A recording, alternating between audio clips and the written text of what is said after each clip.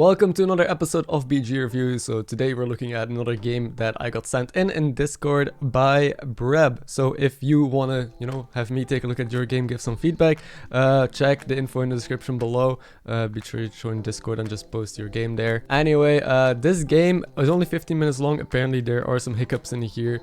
And I have no clue what to expect from this. I hope you all learn something from this and take away some valuable lessons. I'm going to quickly look at the MMR. This is around 7k MMR, so just so you guys have an idea.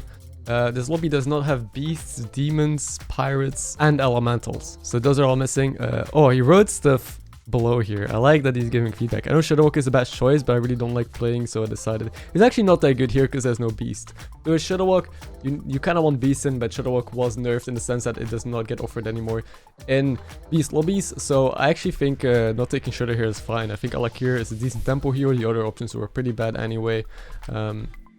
Let's see where we're gonna go from here. Now, turn 1 is Alakir. This is with the new Chroma Wing. New Chroma Wing is apparently pretty strong. I haven't played with it too much myself yet, but I assume you could just take it. Probably stay on tier 1. The Murloc opener is pretty strong, but I wouldn't mind just making a big Chroma and having our hero power turn it into a Divine Shield win free. And instead, it seems like he might just opt to go for the Murloc.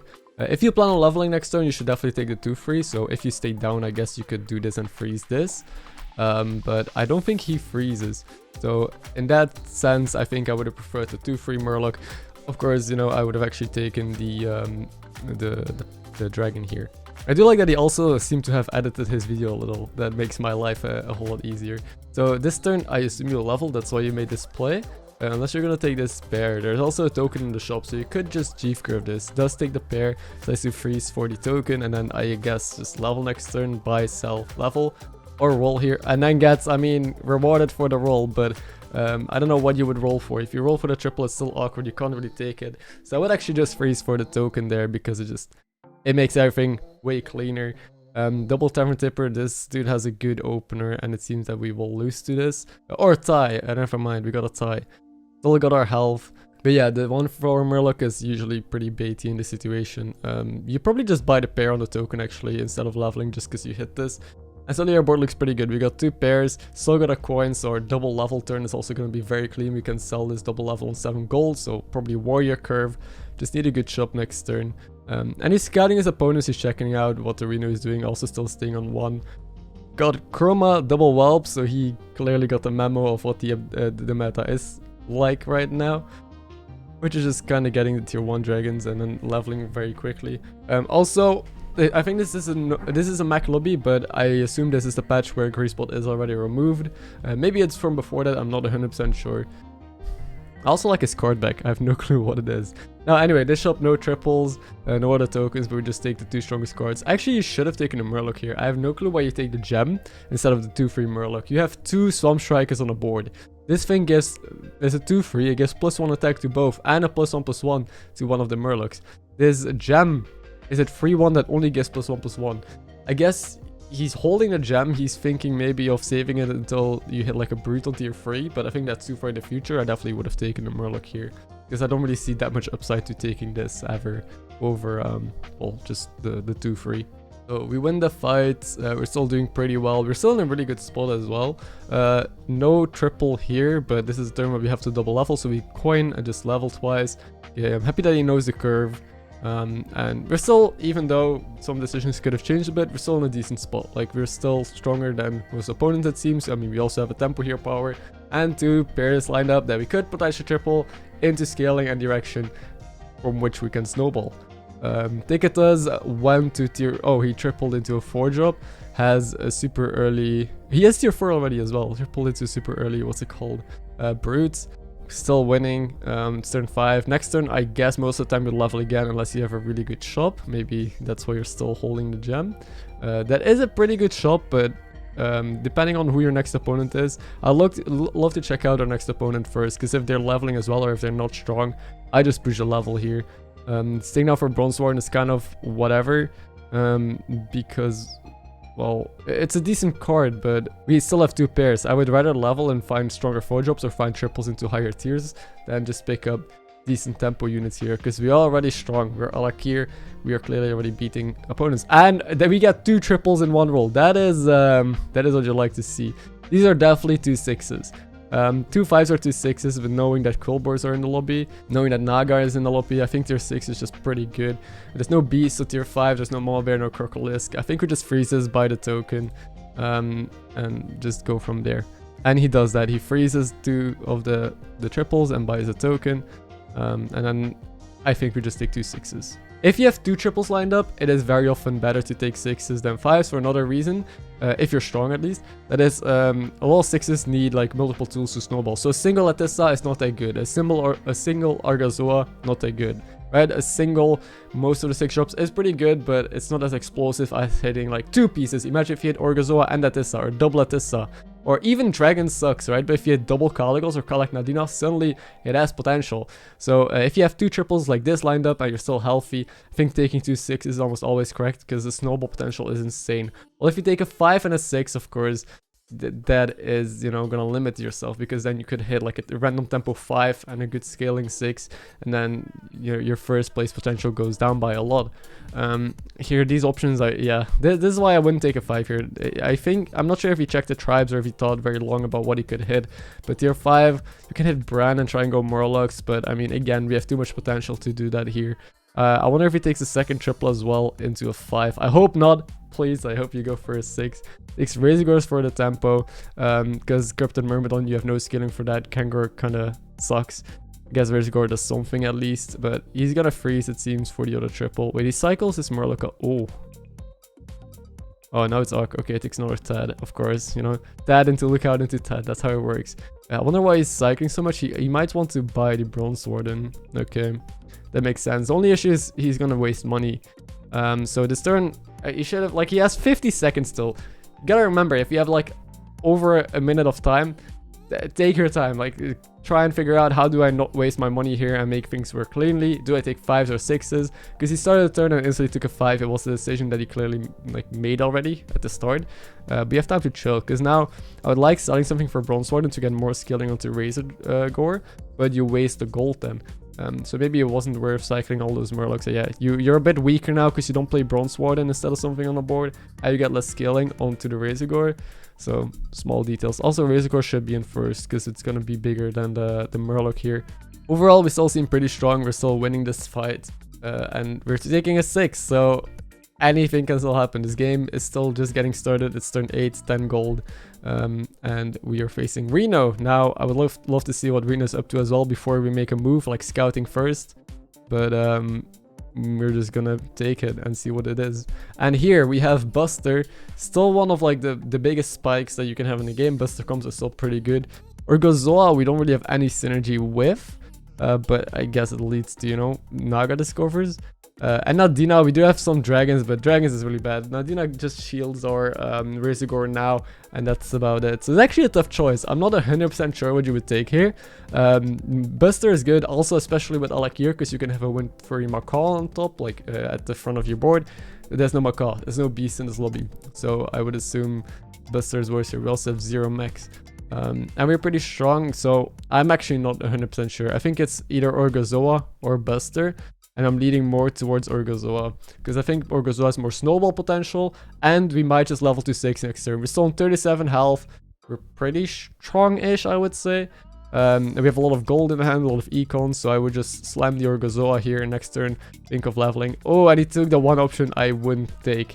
Nadina is kind of bait. Just because you have a Razorgor does not mean you're gonna play dragons, because dragons doesn't often win in the end game. You need like double Caligos here in order to have competitive scaling with the rest of the lobby, which means we always have to level next turn anyway. He's gonna go, wait, what did he do? He sold a bunch of stuff, used his coins to buy a Whelp Smuggler to get just +1 health onto Razorgor every turn. Yeah, no, that was not worth the money. You're tier 5, you're going to 6 probably, because you have to.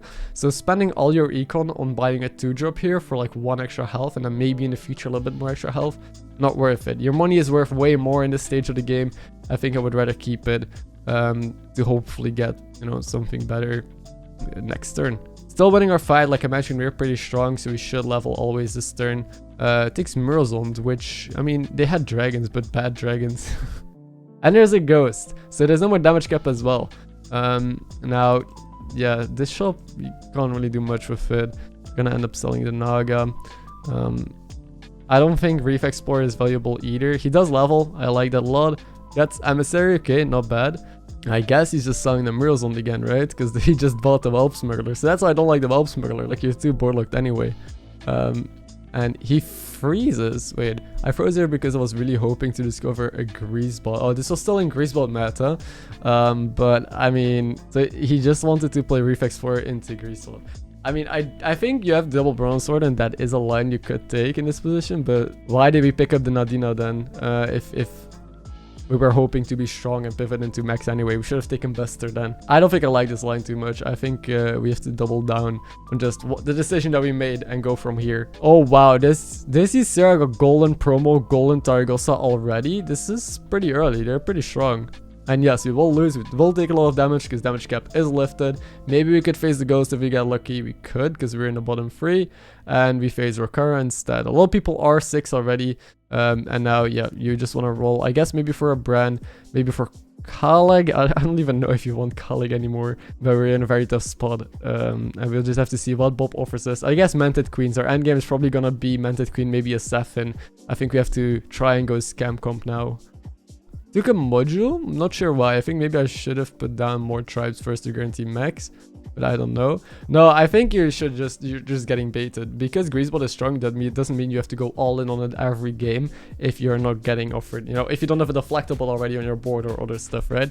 Like even taking module here when you have nothing to put it on, this is way too much like forcing this tribe. So there's an Atissa as well. You should just, like, if you took Urazoa, now suddenly we're in a 10 times better spot than if we took 2 6s. Like, you can see how all of these small little decisions add up into this awkward position we're in right now, where we're trying to force a single comp and we have no other scaling or direction. But we're also wasting money on cards that we can't really use right now or that are underperforming.